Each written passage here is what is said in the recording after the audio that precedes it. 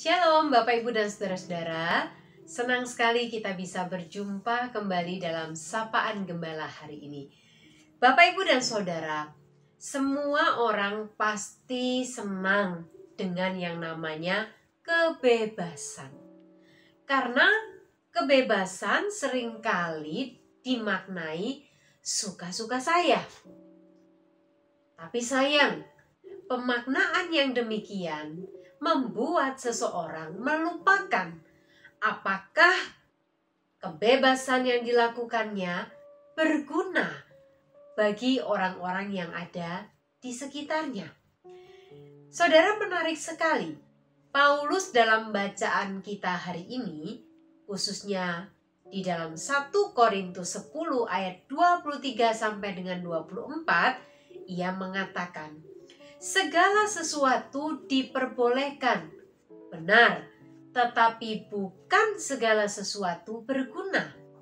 Segala sesuatu diperbolehkan, benar, tetapi bukan segala sesuatu membangun. Jangan seorang pun yang mencari keuntungannya sendiri, tetapi hendaklah tiap-tiap orang mencari keuntungan orang lain. Saudara, ada dua kata yang sangat penting dimunculkan oleh Paulus dalam ungkapan atau kalimat yang disampaikannya, yakni yang pertama, kata berguna.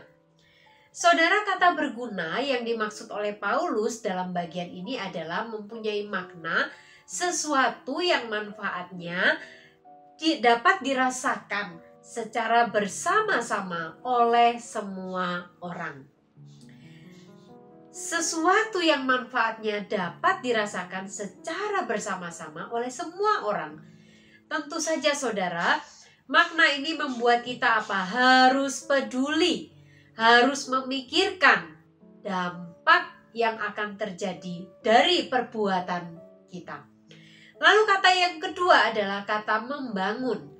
Saudara, kata membangun yang dimaksudkan oleh Paulus punya makna menguatkan, memulihkan, memperbaiki, memberikan pertumbuhan agar menjadi bijaksana dan berlimpah anugerah. Wah saudara, rupanya kata membangun yang dipakai oleh Paulus dalam bagian ini juga memiliki makna yang luar biasa.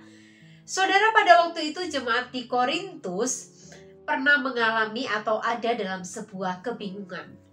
Ketika itu yang menjadi masalah di antara mereka adalah berkaitan dengan soal makanan. Saudara, pada waktu itu daging-daging yang diperjualbelikan di pasar-pasar kebanyakan berasal dari korban persembahan di kuil-kuil berhala. Di samping itu, terkadang mereka juga diundang makan oleh sanak keluarga mereka atau teman-teman mereka yang masih menyembah berhala. Saudara, mereka jadi bertanya-tanya, apakah orang percaya boleh beli daging di pasar? Atau kalau diundang makan, apakah boleh dimakan semua hidangan yang dihidangkan? Ataukah harus diselidiki dulu? Wah, ini daging berhala ataukah bukan dan sebagainya. Bapak, Ibu, dan Saudara, Paulus mengatakan semua orang percaya boleh makan segala sesuatu yang dijual di pasar, daging dan sebagainya, atau juga yang dihidangkan oleh tuan rumah. Kenapa? Karena dengan iman kepada Tuhan Yesus, kita percaya bahwa semua itu dikuduskan di dalam nama Tuhan.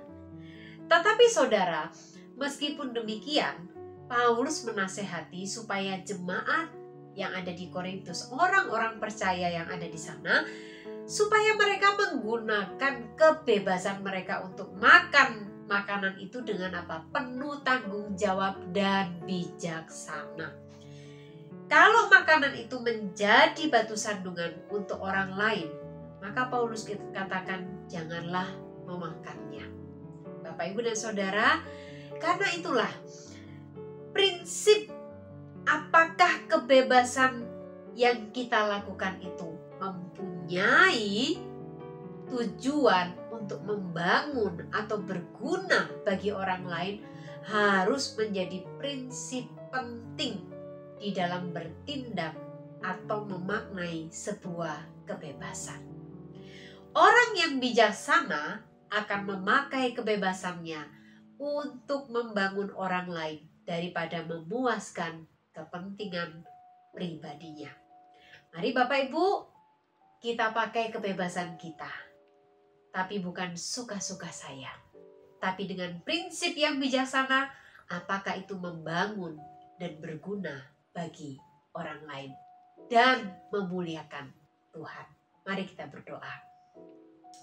Tuhan, tolonglah kami, berikanlah kami hikmat-Mu, supaya kami boleh menjalani hidup ini menjadi berkat bagi setiap orang yang ada di sekitar kami.